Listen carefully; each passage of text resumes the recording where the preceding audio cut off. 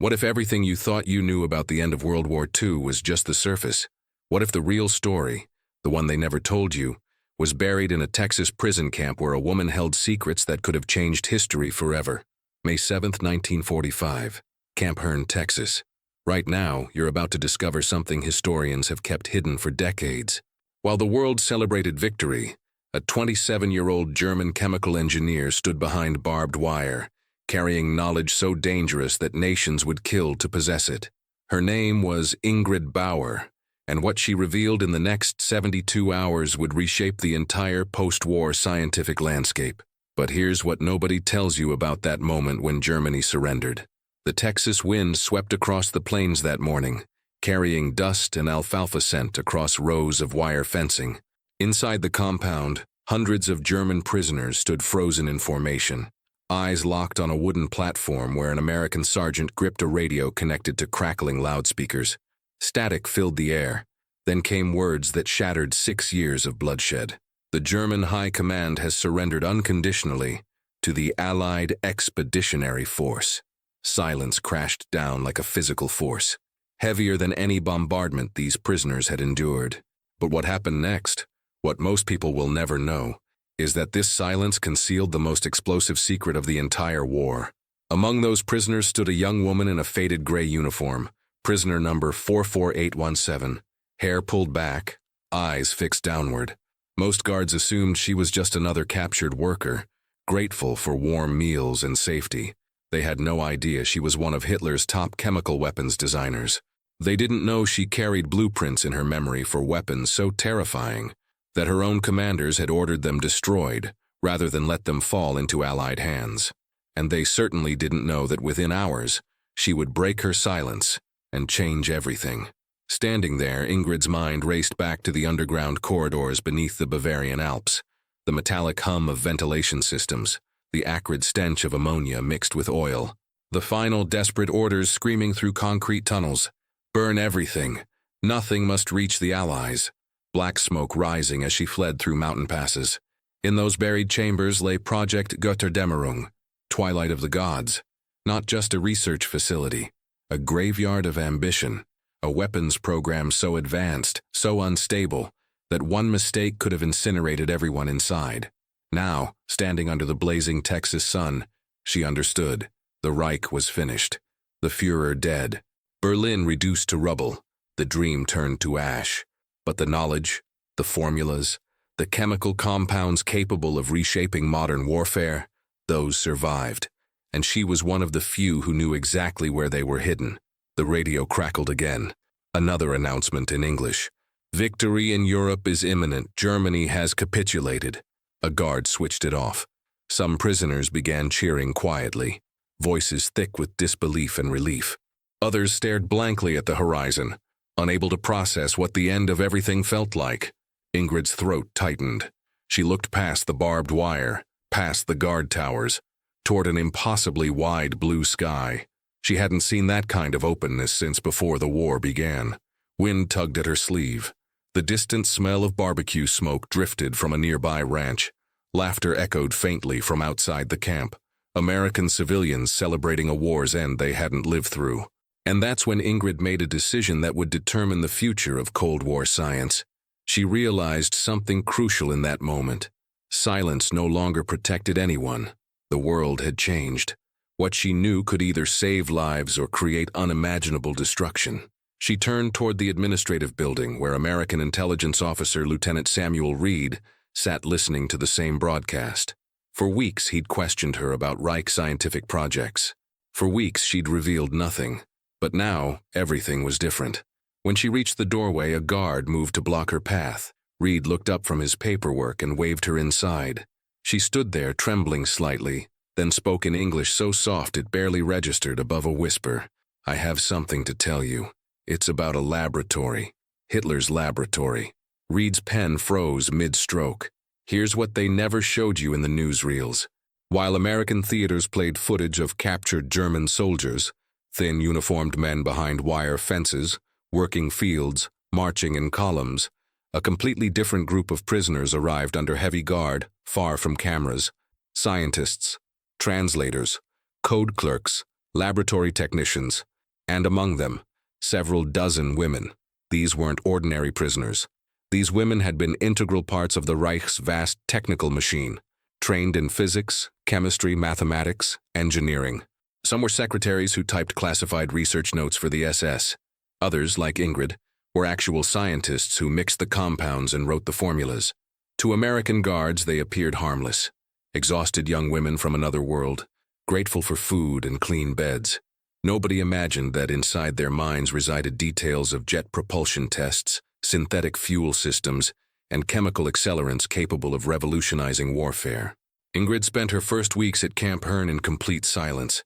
She kept to herself, reading whatever the camp library provided, English dictionaries, technical manuals, occasional novels.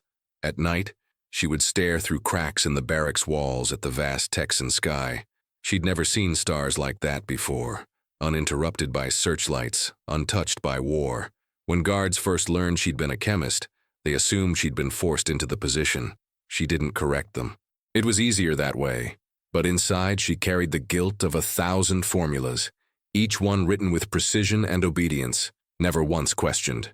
Most prisoners around her still believed Germany could somehow recover. Rumors swirled constantly. Hitler had escaped to the Alps. Secret weapons were being completed. The Americans would soon need German scientists to fight the Soviets. To Ingrid, these whispers sounded like ghosts. She had seen what those secret weapons really were. Machines fueled by desperation. Experiments that traded human lives for theoretical success. She remembered the final days in Bavaria. SS guards pacing outside the lab. The smell of diesel fuel mixed with blood. Frantic orders to destroy everything before the Allies arrived. The last look from Dr. Weiss, her mentor, as he shoved documents into a furnace and told her to run. Science will survive, Ingrid. Just not here. Now in Texas, that phrase haunted her. Science had survived. But what kind? Camp Hearn existed in another universe entirely. American soldiers treated prisoners with almost casual decency. 3 meals daily, permission to garden, paint, even stage plays. Some guards joked with them, asking about German beer or the Autobahn. Ingrid watched as other prisoners built furniture and crafted sculptures for the officers' mess hall.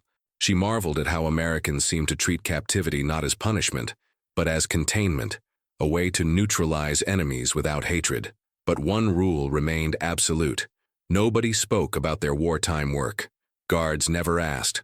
Prisoners never volunteered. Until May 7th, that arrangement suited everyone just fine. The announcement of Germany's surrender shattered that fragile equilibrium. Within hours, whispers spread through the women's barracks. Some wept quietly. Others sat staring into space. One woman murmured, "If the Reich has fallen, what happens to us now?" Nobody answered. For Ingrid, the question went deeper. If everything she'd served was gone, did her silence still matter? That night, sleep wouldn't come. Texas wind moaned through wooden slats. She could hear laughter from the guards' quarters. Laughter carrying no fear, no desperation. The war was over. But her own private war, the one between conscience and loyalty, was just beginning. In the darkness, she made her decision. Tomorrow, she would find Lieutenant Reed. Tomorrow, she would tell him everything. Before Ingrid ever saw Texas, before she ever stood trembling before an American officer, there had been another world, one buried deep beneath the Bavarian Alps, and what happened there would shock you. Winter 1944. Germany was dying, though few inside the Reich dared speak it aloud. Allied bombing campaigns had gutted the industrial heart of the nation. Cities like Hamburg, Essen, and Cologne smoldered night after night. Railways collapsed. Coal supplies dwindled. Yet even as factories fell silent, a strange new industry thrived. The hidden laboratories of the Reich. Under SS orders, entire research divisions moved underground.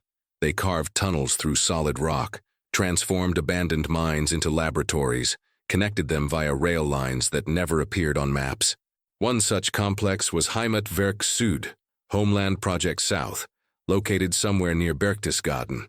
Ingrid had been assigned there in late 1943, fresh from the Technical University of Munich. Her professors described it as an honor, a chance to serve German science at its highest level. In truth, it was a summons she couldn't refuse. Her official job title, Spezialistin für chemische Synthese, specialist in chemical synthesis.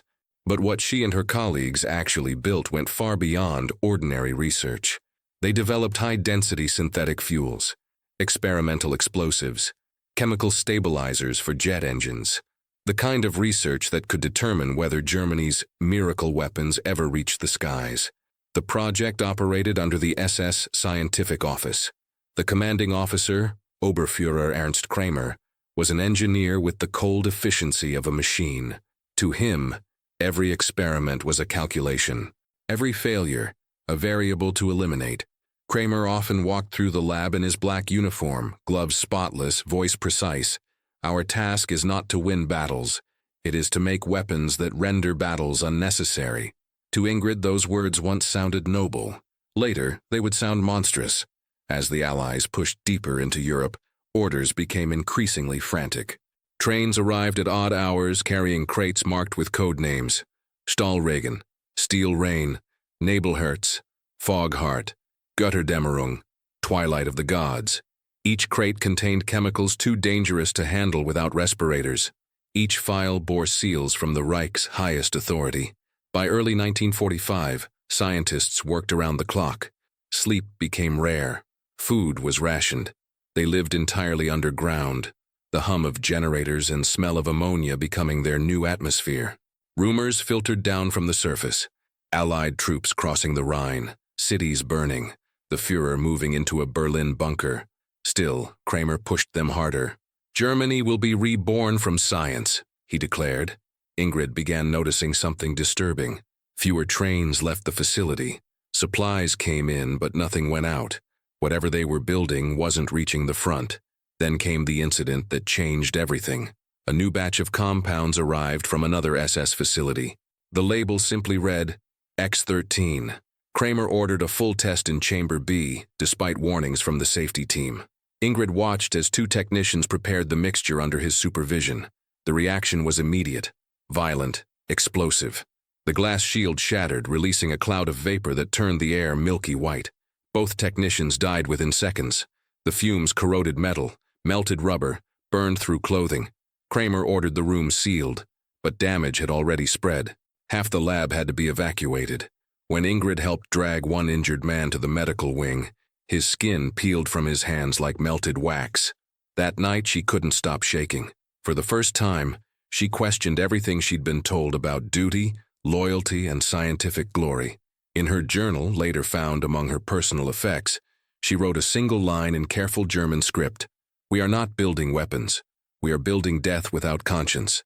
A week later, Allied bombers struck Munich. Shock waves rippled even into the mountains. The next morning, Kramer ordered all research records moved to a deeper vault. Then, as the front collapsed, the SS issued its final directive: if capture is imminent, destroy all documents, eliminate all witnesses. That's when Ingrid made her choice, not yet to speak, but to remember, because deep down, she knew that one day someone would ask, and when that day came, she would tell them everything. Wars are remembered through battles, but wars are won and lost by numbers, by the hidden mathematics of production, fuel, and exhaustion. For Ingrid, numbers had always been her language, but in spring 1945, those numbers told a story of collapse so absolute that no miracle weapon could save it. The German war machine, once described as unstoppable, was running on fumes. At its peak in 1942, Germany produced over 15,000 aircraft in a single year. By early 1945, that number had plummeted below 3,000, and many never even reached the front. Fuel vanished first. Synthetic fuel plants like Leuna and Pulitz had been bombed into twisted metal by the U.S. 8th Air Force. The Reich once produced 124,000 tons of aviation fuel monthly. By March 1945, production collapsed to under 5,000 tons, barely enough for a few weeks of operations. Without fuel, entire airfields became ghost towns. Jet fighters like the Me-262 sat gleaming but useless, engines empty. Tanks were towed by horses, trucks abandoned roadside. Yet deep underground, engineers still scribbled equations and tested compounds that would never be used. Ingrid watched as precious materials, platinum catalysts, nickel alloys, pure ethanol, were wasted in experiments meant to impress superiors who no longer controlled anything. The math of destruction, she would later call it. We were consuming our own future to feed a dead empire. Meanwhile, the United States existed on another planet entirely. American industry in 1944 produced 96,000 aircraft, 57,000 tanks, and over 2 million trucks. German prisoners arriving in Texas saw this with their own eyes. Endless convoys of vehicles, train yards stacked with engines, airfields stretching to the horizon. Even the food in camps reflected that industrial abundance. Each prisoner received over 3,200 calories daily, while back home, German civilians survived on less than 1/200. The psychological impact was devastating. For people raised under propaganda promising German technological superiority, the simple act of watching an American truck roll by, freshly painted, overflowing with supplies, proved everything they'd believed was wrong. Ingrid understood the numbers better than most. She knew that even the Reich's proudest scientific advances, jet engines, rockets, chemical fuels, were useless without the logistical ocean America commanded. For every German scientist, America had 10. For every ton of steel Germany smelted, America smelted 20. For every hour German workers labored in bomb shelters, American workers built unbombed, uninterrupted, efficient. The Allies hadn't just outfought Germany, they had outproduced it, out-engineered it, out-mathematiced it. Yet as Ingrid later told Lieutenant Reed, the tragedy of Reich science wasn't just in its failure, it was in its waste. Brilliant minds shackled to madness. She told him of Dr. Weiss's last calculations, how in the final days he'd estimated Germany had lost over 40% of its scientific personnel to death, conscription, or suicide. We were cannibalizing our own universities. Every lab became a coffin. Reed took notes quietly. He'd studied engineering before the war and recognized the enormity of what she was saying.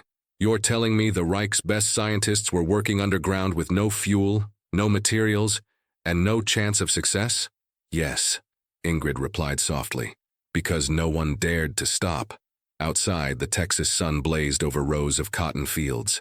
Inside, Reed looked down at his notepad and drew a single line, a timeline from 1939 to 1945. At one end, German science at its peak, efficient, terrifying. At the other, a wasteland of empty factories and unburied truth, numbers and illusions. And in 1945, every number screamed the same thing.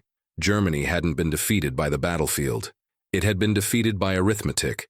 May 10th, 1945, 3 days after Germany's surrender. The heat was already rising when Lieutenant Samuel Reed escorted Ingrid from the women's barracks to a small office near the western fence. The war was technically over, but the war for information had just begun. Reed had spent 2 years interrogating captured officers, scientists, administrators. Most gave him evasions or propaganda. A few offered fragments of truth.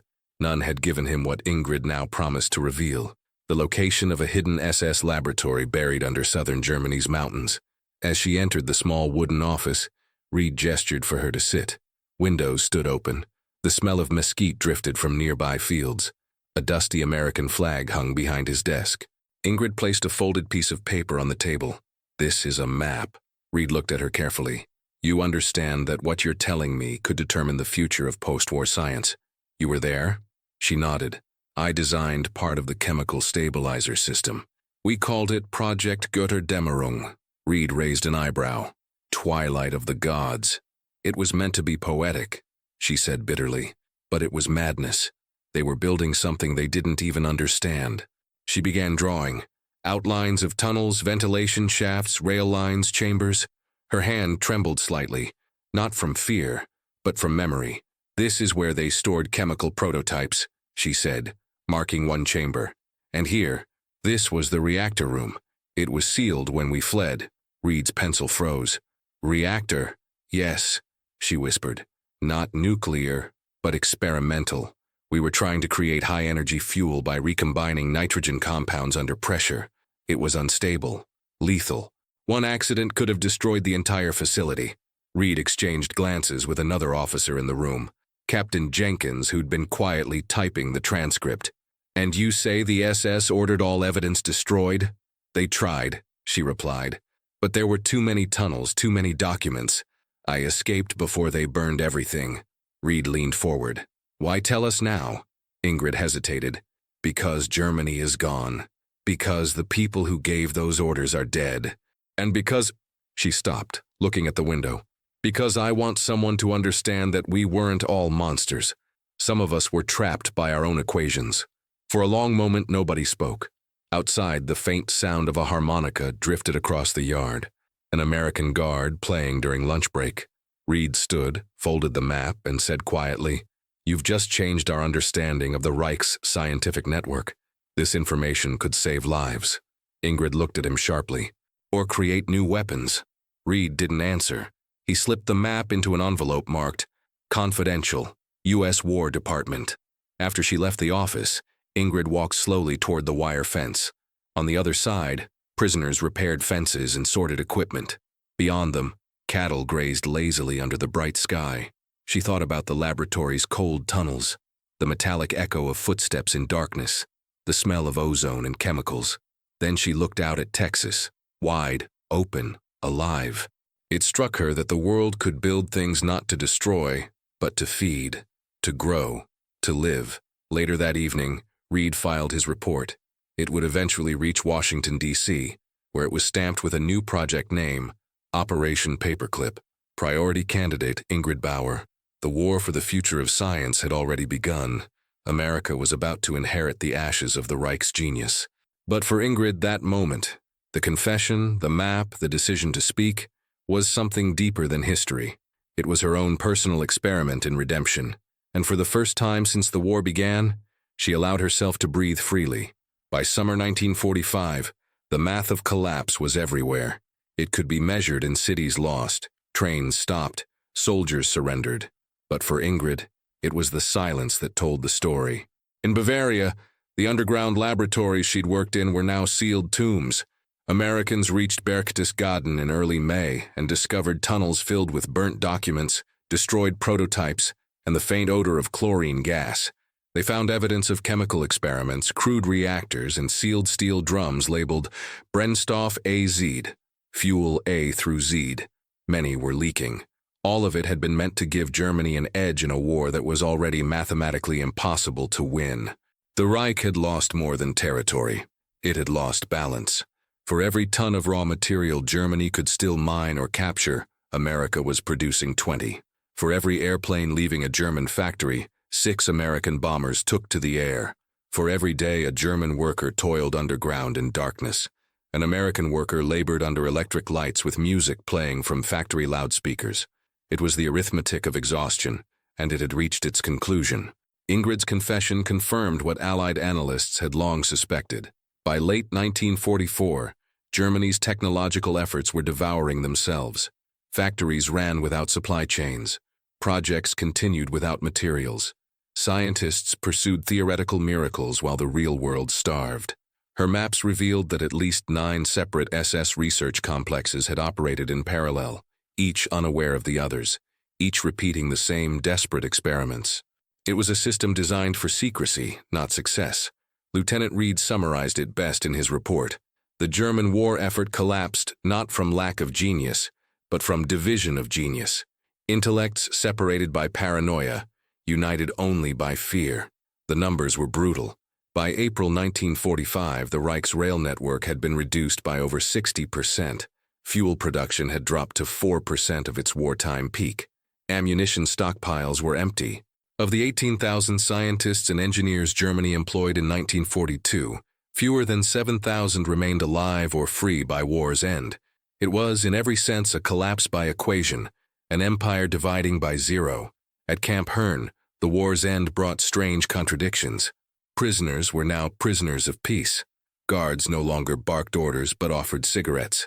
Some prisoners were even hired to work on nearby farms, helping harvest cotton or repair barns. Ingrid sometimes watched them through the fence, their laughter blending with the lowing of cattle. She couldn't reconcile these gentle images with the world she'd known underground, a world of secrecy, cruelty, and fear. One afternoon, she saw a group of prisoners painting signs for the local town fair. One had painted a crude American flag beside the words, "Victory Rodeo." She smiled faintly. It was absurd, yet comforting. A country that celebrated war's end with music and horses instead of executions.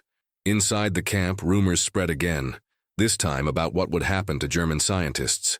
Some whispered they'd be tried for war crimes. Others said the Americans were recruiting them. Ingrid heard both versions and didn't know which frightened her more. She thought often of Dr. Weiss and the last thing he'd told her before she fled Bavaria. Science is neutral, Ingrid, but men are not. In Texas, she saw what neutrality looked like. It wasn't indifference, it was mercy. It was a country powerful enough to destroy, yet choosing to rebuild. That's when the real collapse began, not in Germany, but inside her. The collapse of belief, of ideology, of every justification she'd once told herself. When she lay awake at night listening to wind scrape across the barracks roof, she realized the truth. She hadn't escaped the Reich. The Reich had escaped her, piece by piece, like smoke through broken glass. And the more she watched America's world of abundance and confidence, the more she understood that the weapons she helped build had never been Germany's true defeat. The real weapon was civilization itself, the ability to build, to mass produce, to endure. It was, she thought, the one formula the Reich had never solved. July 1945. The Texas plains turned gold in summer heat when Lieutenant Samuel Reed received a coded telegram from Washington. The Office of Strategic Services had reviewed Ingrid Bower's confession. Her name now appeared on a classified list, one that would later become famous under a single code name, Operation Paperclip. Reed was ordered to debrief her again, this time in exhaustive detail.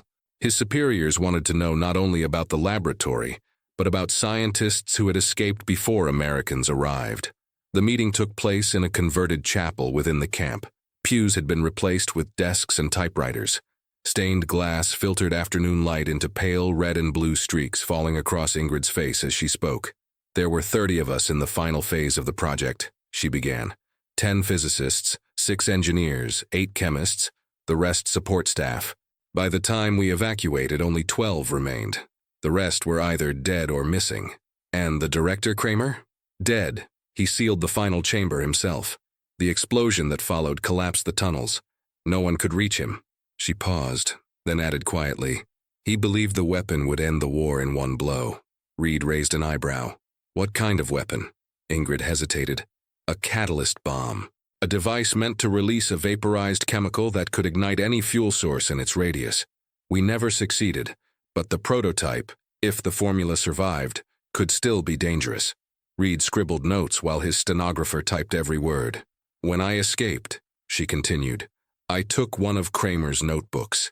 I thought it would be evidence, but when I saw what it contained, I burned it. No one should ever rebuild what we began." Reed studied her. "You destroyed it out of guilt, out of fear," she replied. "Fear of what would happen if someone without conscience understood it." Silence filled the room for a moment.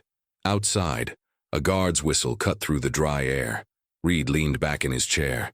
"You realize this could make you valuable to both sides. The Soviets are interrogating German scientists too. If they find out you worked on energy-dense compounds, they'll come for you." Ingrid gave a faint, tired smile. "Then I will tell them the same thing I told you, that knowledge without morality is suicide." Reed nodded slowly. He admired her composure, but he also knew she was in danger. The OSS had already begun recruiting German scientists in secret, moving them quietly to American bases for debriefing. Some would become pioneers of rocket engineering. Others would vanish into classified programs whose names wouldn't surface for decades.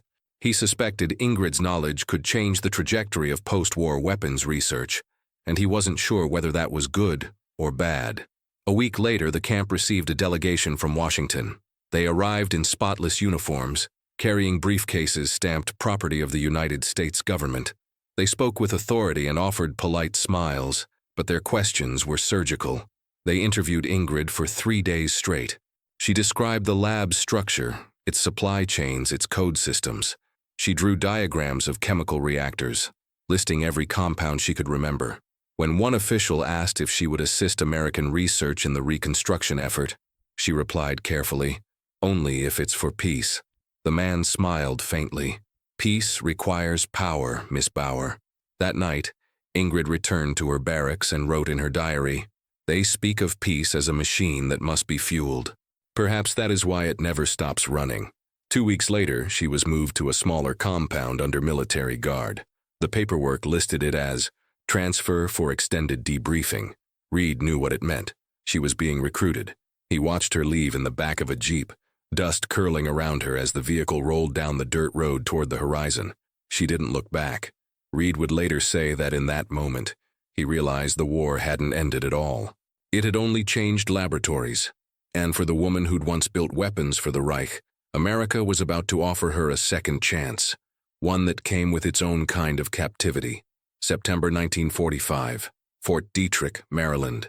Behind high fences and armed guards, the U.S. Army's Biological and Chemical Research Division was quietly absorbing mines from the defeated Reich. Ingred Bower arrived under a new designation: consultant, technical advisor, Project Clarion. Her papers no longer listed her as a prisoner of war. Instead, they identified her as temporary civilian personnel under restricted supervision. For the first time since her capture, she was free of barbed wire, but not of observation. The lab smelled the same as the one in Bavaria: ethanol, acetone, cold metal. The equipment gleamed under fluorescent lights, American, not German, but the hum of machines was identical. It was like walking through a mirror. Colonel Franklin Adams, the facility's commanding officer, greeted her with formal courtesy. "Miss Bower, we appreciate your cooperation. Your expertise in synthetic compounds could accelerate our fuel research program," Ingrid replied softly. "I thought you wanted peace." Adams smiled in a way that wasn't quite warm. "Peace requires readiness, ma'am. The Soviets won't wait."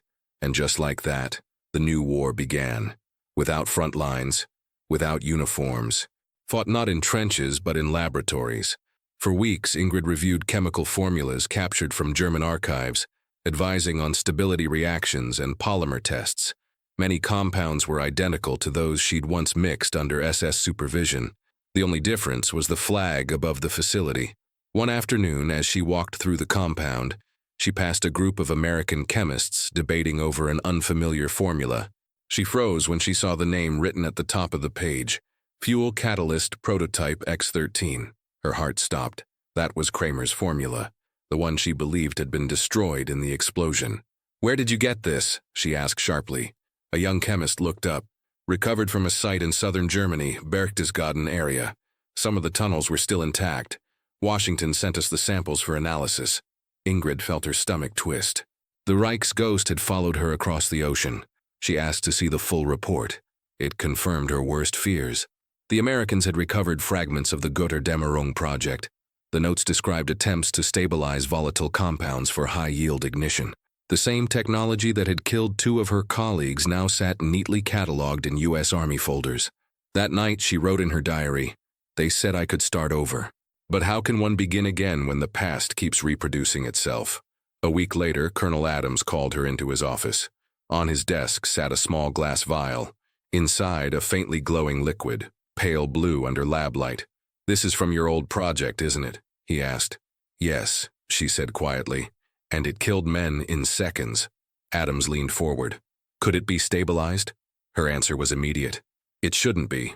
He studied her for a long moment, then nodded. Noted. But she could tell by his eyes that the question would not die there. Days turned into weeks. Ingrid found herself surrounded by scientists who spoke of the future the way Germans once had, in terms of speed, efficiency, supremacy. Only the accents had changed. During lunch breaks, she sat alone under the shade of an oak tree near the fence. Sometimes she could hear a radio playing swing music from a nearby barracks. The melody was light, almost absurdly cheerful. She began to wonder if morality, like matter, could be transformed but never destroyed. Then came the message that ended her involvement for good. Late one evening, Colonel Adams summoned her. "Miss Bower," he said, "your assistance has been invaluable, but the War Department has decided to reassign your research to domestic specialists. You'll be relocated to a civilian post until further notice." She understood immediately. The Americans had learned everything they could from her. When she left Fort Detrick the next morning, she carried no papers, no souvenirs, only a single sealed envelope marked "Personal Effects, I. Bower." Inside was her camp identification tag from Texas and a photograph taken by one of the guards the day Germany surrendered. In the picture, she was standing near the fence, staring at the horizon. The caption, written in an unfamiliar American hand, read simply, "Freedom, 1945." As the train carried her east toward Washington, she stared out at the countryside. Endless fields, wide rivers, small towns untouched by war. For the first time in years, she realized she was not being watched. She was no longer a prisoner of the Reich, nor was she a prisoner of America, but she would always be a prisoner of memory, the woman who had once held the secret to destruction and then watched the world rebuild from its ashes. Spring 1946. A year had passed since the war's end. Winds over Texas carried the smell of rain and grass instead of war dust. Camp Hearn had begun to empty. Fences were coming down, barracks stripped of their names. The war was over in every sense but memory. Ingred Bower was now living in Washington, D.C., working quietly as a translator for post-war scientific archives. She had her own room in a small boarding house on Massachusetts Avenue. Outside her window, American children played with toy airplanes, little models of the same machines that had once bombed her homeland into rubble. She sometimes paused her typing to watch them. Their laughter didn't sound like victory or vengeance. It sounded like beginning again. She testified one final time before a Senate subcommittee in early 1946. Her statement was brief, clinical, and final. The German scientific machine was not defeated by superior intellect, but by superior humanity. The Allies built faster, yes, but they also built with purpose. It was the last time her name appeared in any public record. After that, she vanished into quiet anonymity, just one of thousands whose lives had been repurposed by history. But the numbers she once studied remained. By 1945, the United States had produced 300,000 aircraft, 89,000 tanks, and over 6 million tons of explosives. Germany, by comparison, could barely produce ammunition for its remaining divisions. The Reich had run out of metal, fuel, food, and finally, truth. The ultimate weapon of the war had not been the atomic bomb, nor the Me-262 jet, nor even the endless fleets of American bombers. It had been industrial civilization itself, the ability to turn freedom into function and morality into mass production. When Ingrid thought back to Dr. Weiss's words, "Science is neutral, but men are not," she understood now that neutrality had never been the goal. The real test of civilization wasn't how much knowledge it could gather, but how it chose to use it. One afternoon, she walked along the Potomac and passed a group of construction workers building a new memorial.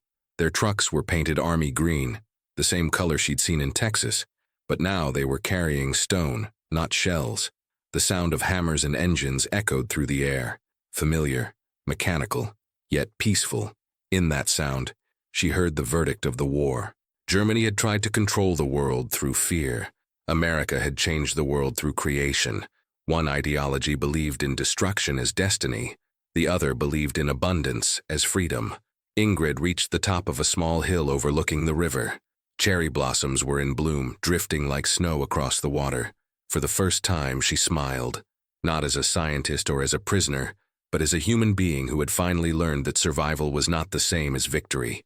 In her final diary entry, dated April 20th, 1946, she wrote, "I once believed knowledge was the highest form of power, but I see now that kindness is rarer. It is not as efficient, not as measurable, but it endures longer than any empire. It is perhaps the only formula that saves."